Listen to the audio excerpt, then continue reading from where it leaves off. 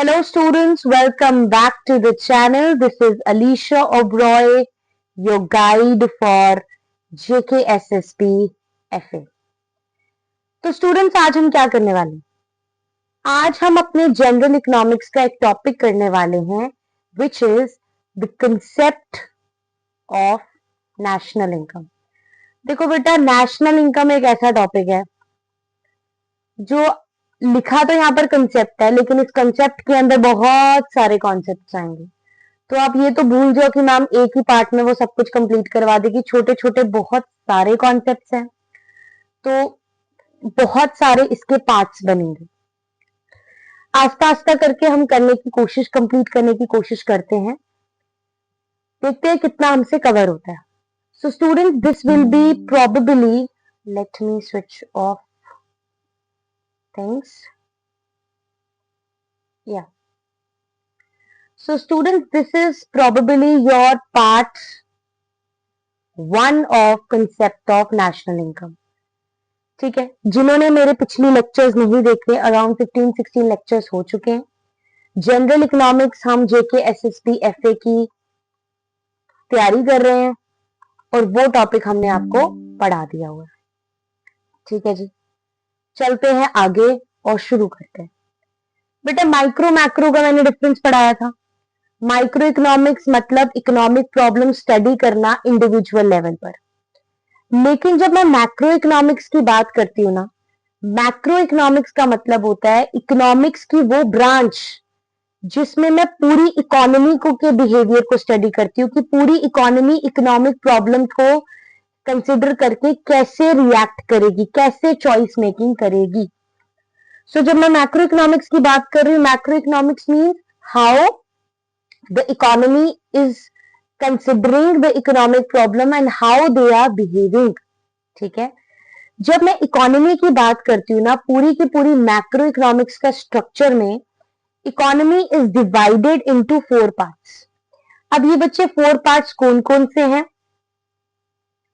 आपके 4 सेक्टर्स आ जाते हैं, या मैं बोलूं कि पूरी इकोनॉमी 4 सेक्टर से बनी है. एक है मेरा हाउस होल्ड सेक्टर, दूसरा है मेरा प्रोड्यूसर सेक्टर, तीसरा है मेरा गवर्नमेंट सेक्टर और fourth one is your rest of the world.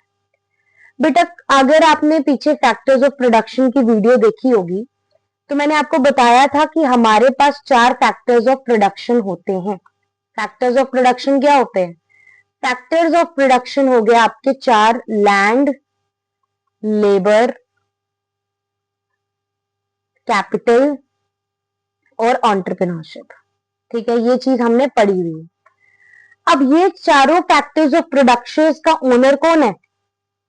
Owner is हम जैसे लोग, इंडिविजुअल्स.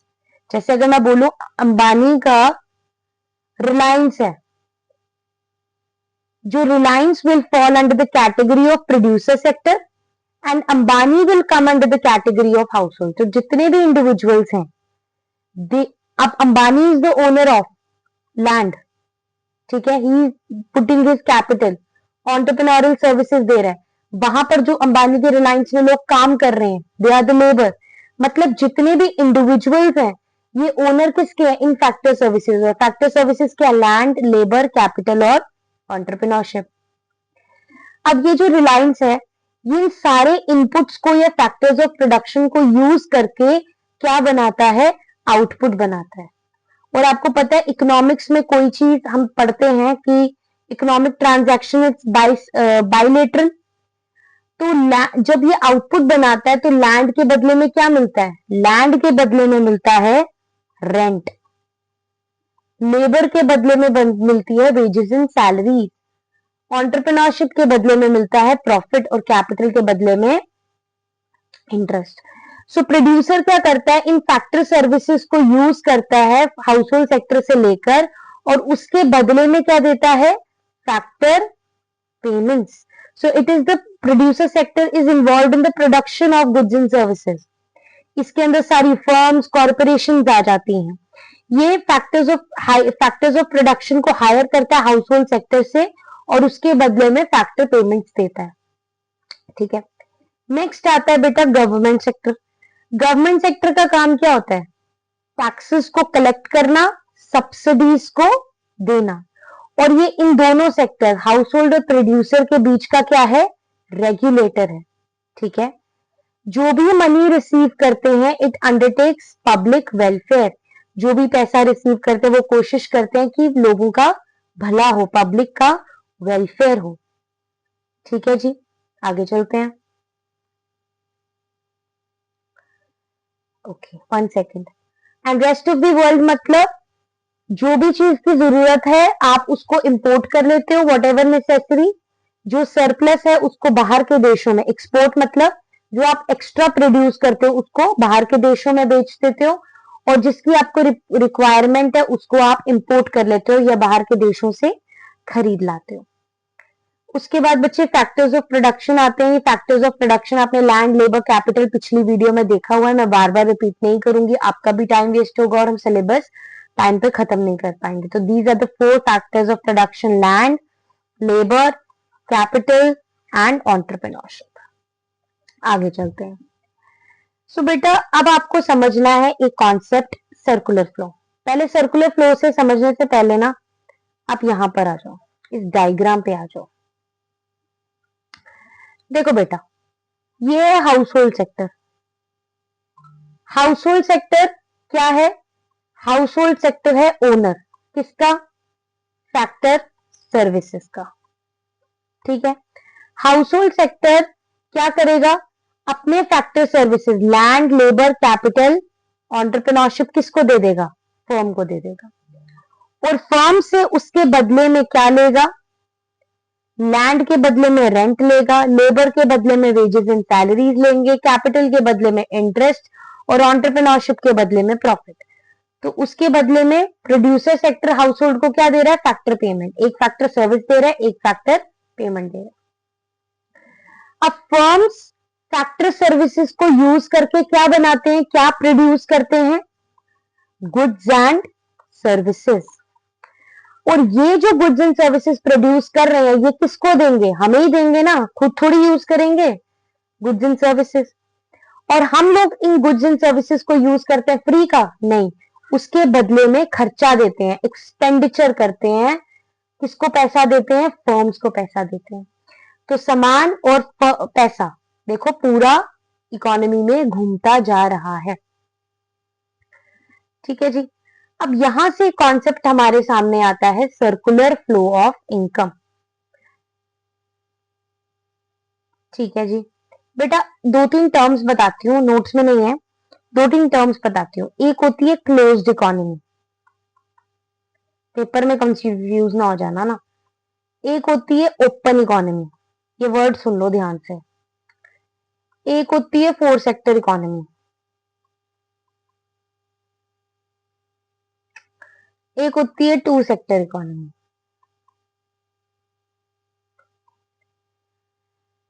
देखो क्लोज्ड इकोनॉमी हो गया हमारा भारत देश के अंदर ही, इसी इकोनॉमी की बात की जा रही है, चारों सेक्टर्स की बात की जा रही है। बाहर से कोई भी रेस्ट ऑफ द वर्ल्ड की कोई भी इंटरफेरेंस नहीं है। बाहर रेस्ट ऑफ द वर्ल्ड तो आप कंसिडर ही ना करो। क्लोज्ड इकोनॉमी मतलब चारों सेक्टर नहीं एग्जैक्टली बोल सकते। क्लोज्ड इकोनॉमी मतलब जब आप इंटरनेशनल ट्रेड नहीं कर रहे, आप ग्लोबलाइज नहीं हो रहे, आपका पैसा पूरी अपने इंडिया में ही घूमता जा रहा है, इसको बोलेंगे closed economy. Open economy means when you are open to the world, बाहर से सामान आ रहा है और सामान आप भेज भी रहे हो। 4 सेक्टर इकोनॉमी का मतलब जहां पर 4 सेक्टर्स हैं, house hold, producer, rest of the world and government. और 2 सेक्टर इकोनॉमी मतलब जिधर सिर्फ 2 सेक्टर्स हैं, जैसे कि आपका हाउस होल्ड एंड आपका प्रोड्यूसर।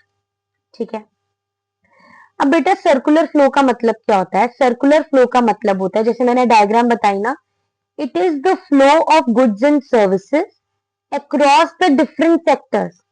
मतलब जैसे there is a continuous flow of 3 things, production, income and expenditure. देखो प्रोड्यूसर ने फैक्टर पेमेंट दी हाउस होल्ड को, हाउस होल्ड की क्या बनी, इनकम। प्रोड्यूसर ने हाउस होल्ड को फैक्टर पेमेंट दी, प्रोड्यूसर की क्या बनी, इनकम। अब हाउस होल्ड ने एक्सपेंडिचर दिया प्रोड्यूसर को, उसकी क्या बनी, इनकम। एक साइड में हाउस होल्ड खर्चा कर रहा है गुड्स एंड सर्विसेज पे, और दूसरा फैक्टर सर्विसेज लेने के लिए प्रोड्यूसर खर्चा कर रहा है। प्रोड्यूसर गुड्स एंड सर्विसेज को प्रोड्यूस कर रहा है और लेबर अपनी सर्विसेज को प्रोड्यूस करके फैक्टर सर्विसेज दे रहा है किसको, प्रोड्यूसर को। इसीलिए वो कहते हैं कि कॉन्टिन्यूसली कुछ ना कुछ प्रोड्यूस हो रहा है, कुछ ना कुछ इनकम एक्सपेंडिचर जनरेट हो रहा है, इसीलिए इसको बोलते हैं circular flow of income. Because like a circle has no beginning and end, these three things also do not have neither any beginning nor any end। ठीक है, तो सर्कुलर फ्लो हो गया, फ्लो गुड्स एंड सर्विसेज का और income का flow with in the sectors of the economy. अब phases की बात करें बेटा जी, फेजेस की बात करें तो 3 फेजेस आते हैं। एक होता है प्रोडक्शन फेज, जनरेशन फेज भी इसको बोलते हैं, एक होता है इनकम फेज, डिस्ट्रीब्यूशन फेज भी बोलते हैं, एक होता है expenditure phase, disposition, dispose of करना। प्रोडक्शन फेज में प्रोड्यूसर क्या करेगा, गुड्स एंड सर्विसेज को प्रोड्यूस करेगा, किसकी हेल्प से करेगा, फैक्टर सर्विसेज की हेल्प से करेगा। उसके बदले में क्या देगा, फैक्टर पेमेंट देगा। वो फैक्टर पेमेंट क्या होगी वो फैक्टर पेमेंट इनकम होगी किसकी, हाउस होल्ड सेक्टर की। आ गया ना इनकम फेज। अब इनकम, इंसान इनकम कमाता है तो वो सिर्फ अपने लिए नहीं, मतलब अपने तिजोरियां भरने के लिए नहीं, वो एक्सपेंडिचर भी करता है। एक्सपेंडिचर करता है किस पे, एक्सपेंडिचर करता है उन्हीं गुड्स एंड सर्विसेज पे करता है जो प्रोड्यूसर ने प्रोडक्शन फेज में बनाई थी। ये आगे आपके 3 फेजेस। सो ये कॉन्टिन्यूसली घूमते रहते हैं, प्रोडक्शन, इनकम और एक्सपेंडिचर।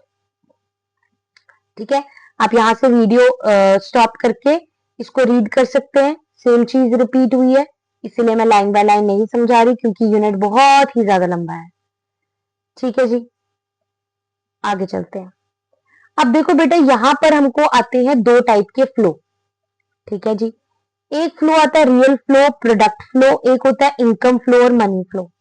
अब मैंने बोला प्रोड्यूसर सेक्टर है, हाउस होल्ड सेक्टर है। प्रोड्यूसर सेक्टर हाउस होल्ड को गुड्स एंड सर्विसेज दे रहा है, वो फिजिकल फॉर्म में। हाउस होल्ड प्रोड्यूसर को फैक्टर सर्विसेज दे रहा है, वो भी किस फॉर्म में है, फिजिकल फॉर्म में। जो भी चीज फिजिकल फॉर्म में होगी इसको हम फिजिकल फ्लो भी कहते हैं। जो भी चीजें फिजिकल फॉर्म में होगी, जैसे फैक्टर सर्विसेज हो गया, गुड्स एंड सर्विसेज हो गया, उसको बोलते हैं हम रियल फ्लो। और जो भी चीजें पैसे की फॉर्म में होंगी, जैसे फैक्टर पेमेंट दे रहा है, रेंट, इंटरेस्ट, ये सब पैसे की फॉर्म में। अब house hold goods and services use करने के लिए एक्सपेंडिचर दे रहा है, वो भी इनकम की फॉर्म में, कंजम्पशन एक्सपेंडिचर, वो किस में आ जाता है आपका, मनी फ्लो में। मनी फ्लो में आप मॉनेटरी फ्लो भी बोलते हैं उसको, आप इसको रियल इनकम फ्लो भी बोला, मनी फ्लो भी बोला, आप इसको एक और फ्लो बोल सकते हो, नॉमिनल फ्लो। ठीक है जी, आगे चलते हैं। डिफरेंस है, आप अपने एंड में पढ़ सकते हैं। ठीक है, आपको पता होना चाहिए भाई रियल फ्लो क्या होता है और मनी फ्लो क्या होता है। आगे चलते हैं। सर्कुलर फ्लो 2 सेक्टर इकोनॉमी में वही चीज है। देखो, एक चीज है 2 सेक्टर इकोनॉमी का सर्कुलर फ्लो वही है जो मैंने आपको बताया, लेकिन इसमें 3 एजम्पशंस है। ये हमने कुछ एजम्पशंस कंसिडर की है कि जितना प्रोडक्शन हो रही है, production by the producer sector is equal to total consumption of the household sector. Factor payments by the firms is equal to factor income of the household. जो भी पेमेंट कर रहे हैं फर्म्स, वो इनकम किसकी बन जाएगी, हाउस होल्ड की बन जाएगी। और जो भी एक्सपेंडिचर हाउस होल्ड कर रहा है वो इनकम किसकी बन जाएगी, फर्म्स की बन जाएगी। ठीक है, ये वाला कंसेप्ट आपको करने की जरूरत नहीं है। यहां पर आ जाता है कॉन्सेप्ट लीकेज और इंजेक्शन का। बेटा, लीकेज और इंजेक्शन से आप क्या समझते हैं?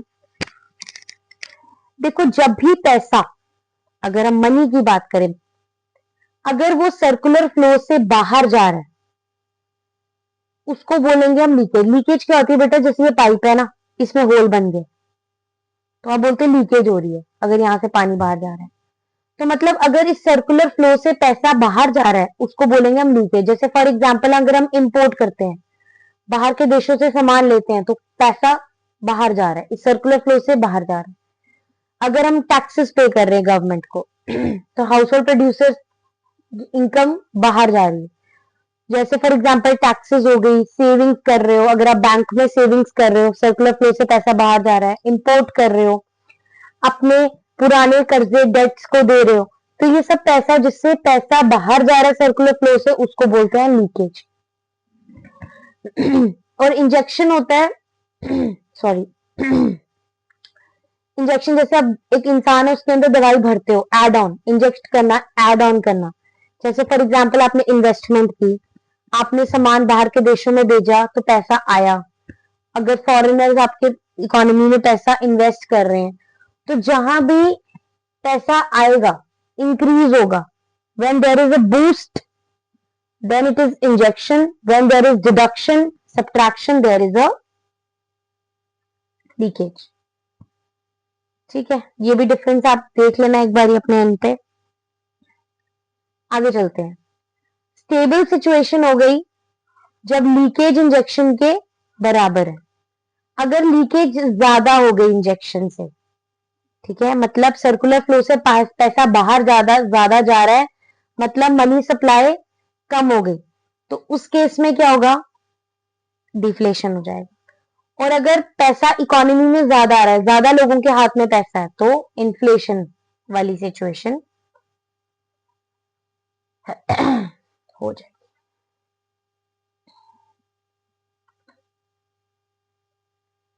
ठीक है, आगे करते हैं हम कॉन्सेप्ट एक, what is the difference between stock and flow. इसको एक एग्जांपल से समझाती हूँ। सबसे पहले बेटा वेरिएबल का बात सुनो। वेरिएबल क्या होता है, anything which can vary, which can change. ठीक है, अब इकोनॉमिक्स के जितने भी आप वेरिएबल्स की बात करो ना, सारे वेरिएबल्स को आप दो तरीके से कैटेगराइज कर सकते हो, एक है स्टॉक, एक है फ्लो। ठीक है, अगर मैं बोलती हूँ एक गाड़ी है, ठीक है, इस गाड़ी की speed between Jammu and Delhi, एक कॉन्सेप्ट ये आ गया। दूसरा मैं बोलती हूँ गाड़ी का distance between Jammu and Delhi. बेटा डिस्टेंस चेंज होने वाला है, डिस्टेंस क्या रहेगा, कांस्टेंट रहेगा। अगर 600 किलोमीटर तो 600 ही रहेगी, आज भी उतनी है, कल भी उतनी रहेगी। लेकिन स्पीड की बात करूं, स्पीड में change. So any variable which is measured over a period of time. जैसे मैं बोलूं हर महीने मुझे 10,000 सैलरी आती है, हर महीने 10,000 इंटरेस्ट मेरा बैंक में से काट रहा है, तो any variable which is measured during a period of time, ठीक है, उसको over a period of time, जिसमें एक टाइम डायमेंशन इन्वॉल्व है, आज पूरा दिन में ये हुआ, speed of the car is changing. फिर उसके बाद हम बात कर सकते हैं, जैसे फॉर एग्जाम्पल पॉकेट मनी मेरी हर महीने मुझे इतनी मिलती है, टीचर की salary, it all comes under flow. लेकिन अगर मैं बोलूं इस टाइम मेरे बैंक अकाउंट में 10,000 रुपए पड़ा है, मतलब पहले इस टाइम पर at particular point of time की बात करूं, या जो एनीथिंग विच इज स्टैटिक या कांस्टेंट चीज की बात करूं, वो आ जाता है आपका स्टॉक। स्टॉक के अंदर बेटा कोई टाइम डायमेंशन नहीं है। टाइम डायमेंशन मतलब मैं नहीं बोलूंगी पर डे, पर वीक, पर मंथ, ऐसा नहीं होगा, इसमें कोई भी टाइम डायमेंशन नहीं होता है। लेकिन फ्लो कॉन्सेप्ट में टाइम डायमेंशन जरूर होता है, per day, per month, per year, पर मिनट, मतलब विच ऑन चेंजेस। जैसे मैं बोलती हूँ स्पीड किलोमीटर पर आवर, हर किलोमीटर पर आवर पे क्या स्पीड है, which is measured right over a particular distance. उसके बाद स्टॉक कॉन्सेप्ट या वेरिएबल की बात करूं, it is very much static, ये कांस्टेंट रहता है। और ये फ्लो इज डायनामिक, मतलब विच चेंजेस। ठीक है, जैसे एग्जांपल्स, अब जैसे यहाँ पर एक डायग्राम भी बनी है, एक टैप लिखी यहाँ पर बनाई गई है, जो पानी चेंज हो रहा है ना, फ्लो, वो जो एक इस गिलास में मैं मेजर करूं कि इस टाइम पर कितना पानी है, इतना पानी है, 1 लीटर पानी है, सो दिस इज स्टॉक। मैं बोलूं टैप 1 घंटे में इतना पानी भर सकती है, दैट इज फ्लो। अगर मैं बोलूं कि एक गिलास में इतना पानी है इस टाइम पर, दैट इज स्टॉक। ठीक है, अब नेक्स्ट एक कॉन्सेप्ट आता है, बड़ा इंपॉर्टेंट कॉन्सेप्ट भाई, this is very very important. What is the difference between intermediate goods and final goods? देखो बेटा, एक एग्जांपल समझाती हूँ। एक दुकानदार है, मोटू मोटू हलवाई है एक, ठीक है, मोटू हलवाई है, हलवान बन गई है, मेरे से हलवाई तो नहीं बना ये, हलवाई जी के बाल बहुत बड़े बन गए ना। ओके, ये है मोटू हलवाई जिनका है मोटा सा पेट, ठीक है जी। ओके, अब ये मोटू हलवाई ना एक चाय का ठेला लगाता है, टी स्टॉल लगाता है, ठीक है। अब ये चाय बेचता है, उस चाय को बेचने के लिए उसको पहले चाय पत्ती खरीदनी पड़ती है, उसको दूध खरीदना पड़ता है, उसको शुगर खरीदनी पड़ती है, उसके बाद वो 1 कप चाय बनाता है और फिर वो बेचता है, ठीक है। अब इस मोटू हलवाई के लिए ये जो चाय उसने बनाकर बेची ना, फाइनल कंज्यूमर को, फॉर फाइनल कंजम्पशन, उसको बोलते हैं हम फाइनल गुड। लेकिन ये सारे इंग्रेडिएंट्स जो उसने यूज किए for further production of final goods, उनको बोलेंगे हम इंटरमीडिएट गुड्स, ठीक है। अगर कोई भी चीज एक कंज्यूमर फाइनली कंज्यूम कर रहा है, ना उस पे फर्दर प्रोडक्शन कर रहा है, ना उस पे फर्दर रीसेल कर रहा है, रीसेल भी, तो अगर वो बेचने के लिए काम कर रहा है तो वो इंटरमीडिएट गुड हो गया। लेकिन अगर वो सेल्फ कंजम्पशन के लिए कर रहा है तो वो क्या गुड हो गया? फाइनल गुड हो गया, ठीक है। अब इंटरमीडिएट गुड्स ना प्रोडक्शन बाउंड्री के अंदर ही होते हैं, उन पर अभी काम होगा, या तो वो रीसेल होंगे या आप उन पे फिर से अभी और काम करोगे। लेकिन अगर हम फाइनल गुड्स की बात करें, ये प्रोडक्शन बाउंड्री के बाहर है, इन पे काम हो चुका है, ये फाइनली कंज्यूमर तक पहुंच गए, इन पे ना प्रोडक्शन होनी है ना रीसेल। अब या तो ये फाइनली एक कंज्यूमर कंज्यूम कर रहा है फॉर कंजम्पशन पर्पस, या एक इन्वेस्टर यूज कर रहा है या प्रोड्यूसर यूज कर रहा है फॉर इन्वेस्टमेंट पर्पस, ठीक है जी। अब इंटरमीडिएट गुड्स में वैल्यू ऐड होगी और फाइनल गुड्स में वैल्यू ऐड नहीं होगी, आप इसमें और कोई वैल्यू ऐड नहीं करते, ठीक है। अब आपको एक चीज याद रखना है कि इंटरमीडिएट गुड्स को आप कभी भी नेशनल इनकम में काउंट नहीं करते और फाइनल गुड्स को आप नेशनल इनकम में काउंट करते हो, क्योंकि अगर मैंने इंटरमीडिएट गुड्स को भी नेशनल इनकम में काउंट कर दिया, अगर मैं एक ही चीज को, जैसे मैं मिल्क को फाइनल गुड्स में काउंट कर रही हूँ, फिर जब चाय बनाई उसको फिर से फाइनल गुड में ऐड किया, तो इससे क्या हो जाती है, there comes a problem of double counting, जो हम आगे भी बात को डिस्कस करने वाले हैं। क्या होती है? Problem of double counting. जैसे मिल्क परचेज बाय रेस्टोरेंट, अगर रेस्टोरेंट वाला खरीद रहा है फर्दर प्रोडक्शन के लिए तो इंटरमीडिएट गुड्स, अगर वो हाउस होल्ड खरीद रहा है तो वो क्या हो जाएगा?